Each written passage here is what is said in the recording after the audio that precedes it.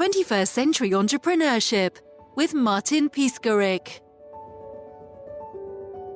I've learned that a lot of the reasons why startups fail are not because of market dynamics, are not because the economy, are not because of competition, but rather internal issues.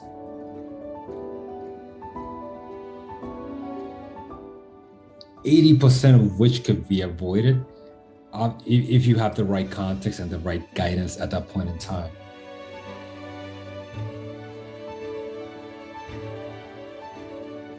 So what am I talking about? So I'll give you some examples.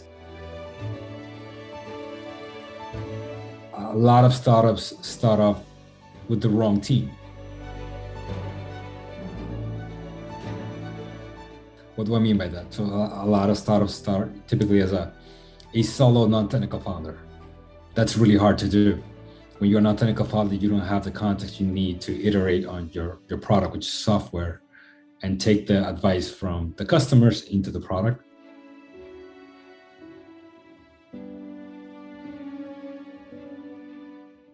Another version of this is the solo non-technical founder that hires a random engineer in some random part of the world. And they call them kind of a technical co-founder when they're not. Co-founders know each other, have worked with each other, share ideas, share decision, have equal share, equal say. That's a true co-founder relationship. But if you have somebody that you treat like a soldier, like a foot soldier, and not as a partner, that's gonna fail out of the gate. So that's one thing I've seen in teams.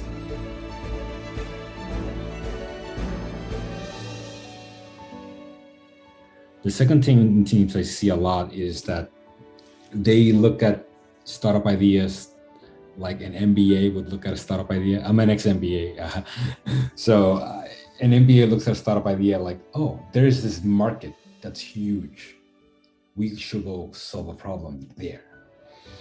And that typically doesn't work.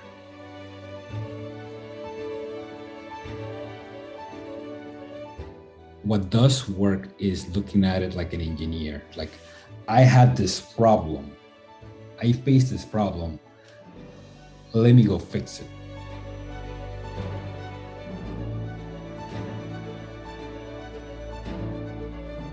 And the reason why that succeeds more, it's because you have now a unique insight that 90% of the population doesn't have. You've experienced it, you have context around the problem, and you can solve it better than anyone else can. Where if you're looking at the market landscape, everybody has access to the same information.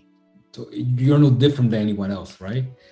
Like AI is a great example, right? Everybody has access to the same LLMs, the same ChatGPT.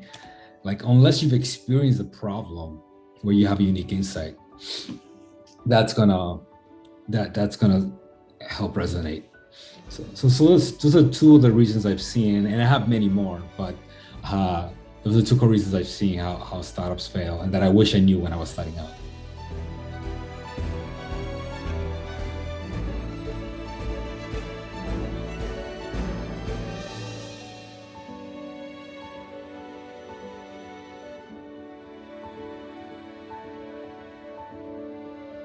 You were from the Wall Street to Silicon Valley. How have these diverse experiences shaped your entrepreneurial journey in the context of those insights you just shared with us? So you were on MBA as well. How did you came up with this kind of conclusions, like foot soldier versus partner, huge market versus engineer? So I'll give you, I guess, a 1-minute background on me. I'm a Dominican immigrant, grew up in the Dominican Republic, immigrated to South Bronx and Harlem when I was 12.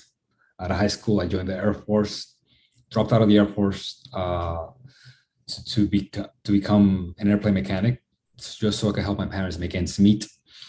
I wound up being a mechanic for 6 years, went back to college, and became enamored of Wall Street. I thought Wall Street was the place to succeed and learn and win and reach the American dream, which is why my mom and dad made the effort to bring me over. So I wind up trying to pivot from being a mechanic to being on Wall Street, got rejected 33 times by every investment bank, but I ultimately got an opportunity to do a free internship, turned that internship into a paid internship, and turned that paid internship into a full-time job. And then my life completely changed. I became an investment banker at JP Morgan, age 25, which was older than most. And I started learning a lot, getting exposure to different worlds. Afterwards, I wanted to keep leveling up. I noticed that most of my classmates were, most of my colleagues were from Ivy Leagues. I applied to a number of schools. I was able to get into the Wharton School for my MBA. Again, changed my life. Got to go to school with really, really bright people, way smarter than me. It gave me the confidence to go start a business, even though I didn't know what the hell I was doing. And that's where I started what was then Regali, which was trying to improve remittances, given that I got grown up on remittances as a recipient, then a sender. It was easy for me to come up with a problem. We wound up pivoting out of that. But one thing I learned, Martin, is something with startups, it's more important to get started than just the idea. Just get started, put one foot in front of the other, and you'll figure things out, getting into that momentum. And that's what my experience as remittance did for me. On that journey, were you alone? I mean, did you have any kind of support? So you were immigrant, you were on all those different schools and jobs, and it sounds like a loneliness, recipe for loneliness.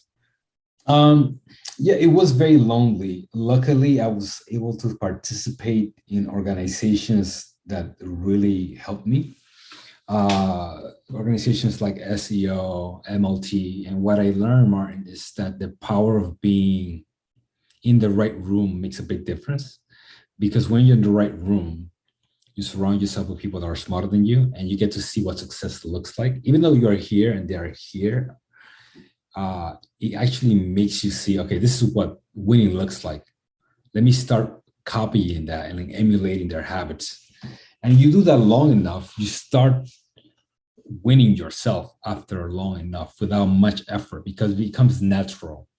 And that's what I started doing. I didn't, I wasn't better looking than anyone else. I wasn't more networked. I wasn't smarter than anyone else. I was just intellectually curious, and I just worked really hard. So that's how ultimately I was able to kind of get enough clout and knowledge to start my own tech business. And what was your driving force?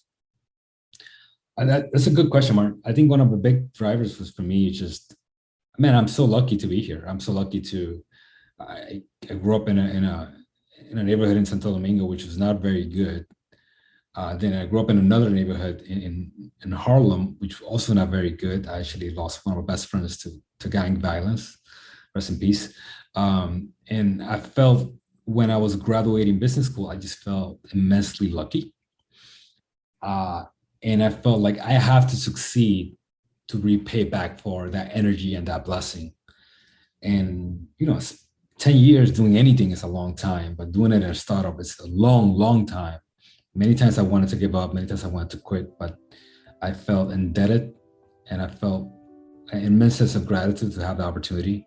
And that kept me going all the way through when we wound up selling the business very successfully.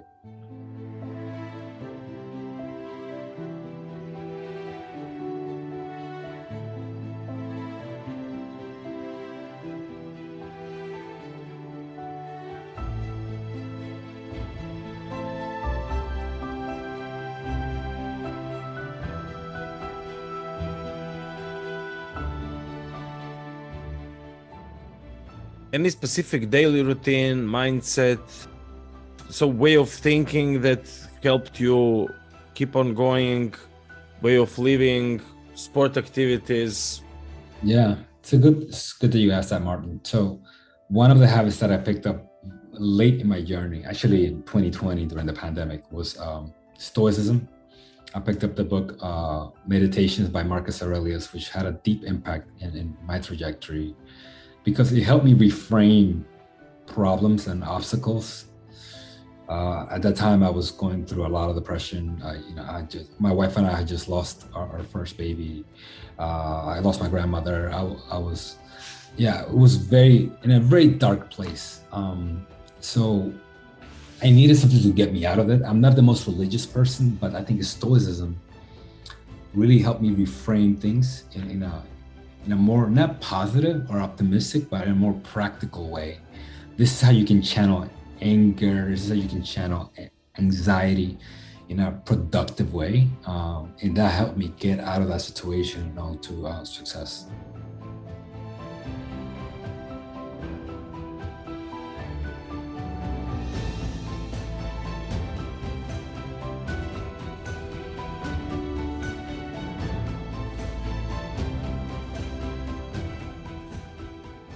What was your reset? New routine, to wake up early morning, to run, what were the prerequisites for making such a huge step in the direction of new epistemology, new way of living? So yeah, one thing I started doing is every meeting I would lead off with a gratitude ritual. I would have everybody say what they're thankful for. This is something I picked up from my co-founder actually, and it just became a habit. And at the end of the night, I would have a meditation session, just a very quick 3 to 5 minute session. Do you find yourself as a happy person now, or are you in the middle of the journey? Are you a serial entrepreneur? Are you thinking in the context of exit strategies for multiple businesses, or what's your story? Yeah, I'm very happy now. I'm a wife, have a baby now, so very, very lucky. Cherishing every moment right now. Yeah, I'm right now mostly just helping people. I spent the last 2 years writing a book, The Underdog Founder, which is my way of kind of putting everything I've learned into the context of a story, with the goal and purpose of helping motivate and inspire people who've experienced extreme obstacles and all kinds of life tragedies, with the subtext of Stoicism, right? How to turn obstacles into massive opportunities. So I'm just in a stage in life where I just want to give back as much as possible because I'm very lucky. Why do you believe that underdog founders are our future, by the way? I feel like most people feel unseen within the context of tech, right? So tech is all around us. It's ominous, right? It's everybody uses Uber, Google on a daily basis, right? And the people that build these companies it's almost like mythical legends, right? But I've met people that built these companies. I've met billionaires. Some of them have invested in my last company. And what I gather is that they're like normal people like you and I who made lots of mistakes, who also struggled physically, mentally, psychologically. And what I'm bringing in the book is kind of my story in terms of how I really came across all these obstacles and what I did in order to get over them. And hopefully with that kind of brings startup success down to your level, to people's level, where I meet them where they are, not where they need to be, but where they are now, and make them feel like it's very possible to do it themselves, right? And that's my only goal, right? And that's why I feel like the title of the book is Underdog Founder, how to go from unseen to unstoppable, right? Because that's what it takes. You need to go from a person that don't feel like you're seen by the world, that's not quite reflected of you, to become an unstoppable force, right? Because that's what it takes to build a massive tech company.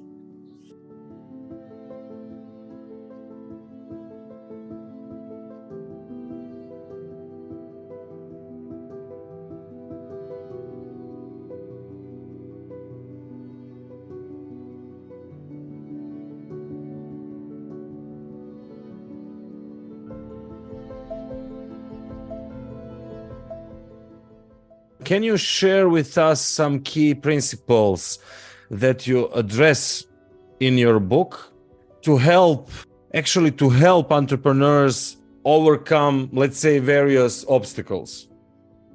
Absolutely. So I wrote the book in the spirit of giving people the unwritten lessons I learned about as a founder that I wish I knew when I was thinking about starting a tech business. So some of the principles that I discussed in the book is the importance of finding your fuel, understanding what drives you as an entrepreneur.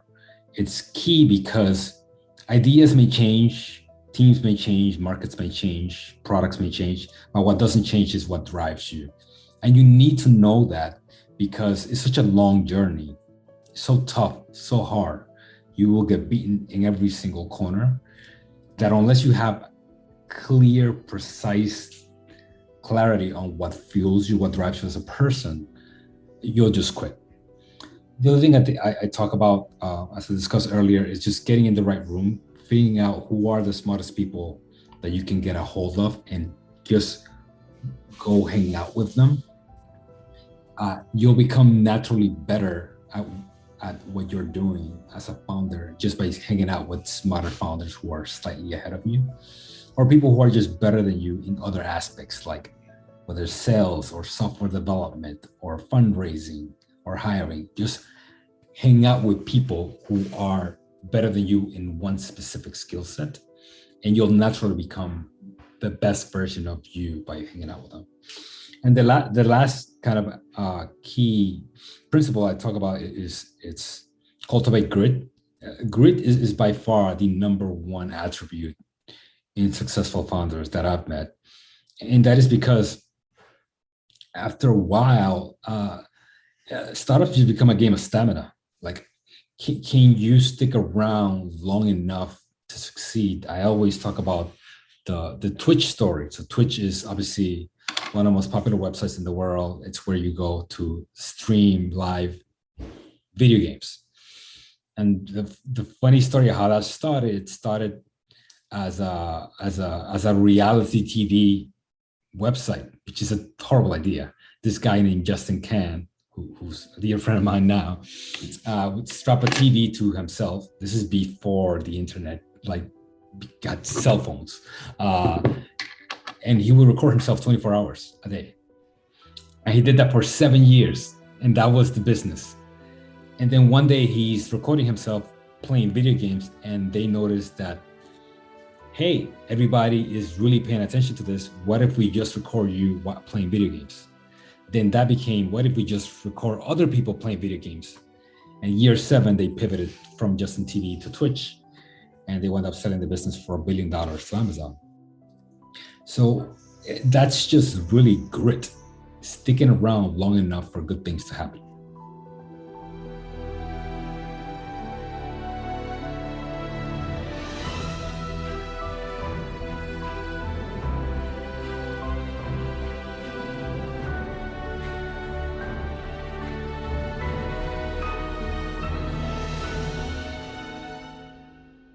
Can you share a specific instance where you managed to turn a significant life obstacle into an opportunity?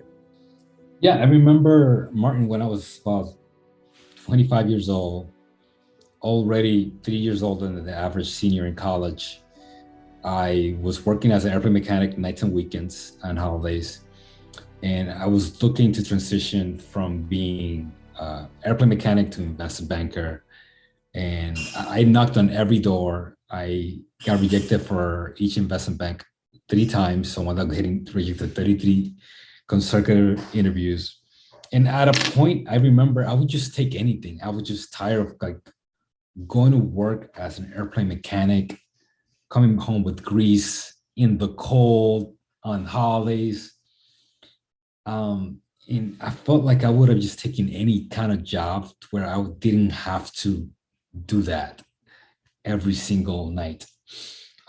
So in my senior year in college, I wound up getting a job at Citi, but as an operations analyst, which wasn't a bad job. It's decent salary, right? Not 6-figure, but decent. And I felt like, man, that's great. I get to work at a bank. I work 9 to 5. I was working 9 to 5, but 9 p.m. to 5 a.m. as a mechanic in the cold. So this is great. And I remember walking in after I got my offer. I was invited to Citi, and I remember walking into that floor, and I saw like fans, and I saw people with sweaters, and people just looked depressed and not it was not an environment of success. It was definitely not the right room. And I felt like, man, and I said to myself once I got out of it, Edrizio, if you take this job, you will regret it the rest of your life. You will become complacent, and it'll set the pace for everything that you do in your life. So I kid you not, I wind up rejecting that with zero safety net. I said to myself, there is no way on this earth that I worked this hard to quit. And I kept applying. I wind up getting an internship offer, not even a regular job, an internship offer at UBS. And I took that internship and I converted that internship into a full-time job. And the next year, and I quit my job forever and never looked back. So sometimes you have to burn the bridges, and the only way to move forward is to have nothing to go back to. 21st Century Entrepreneurship with Martin Piskarik.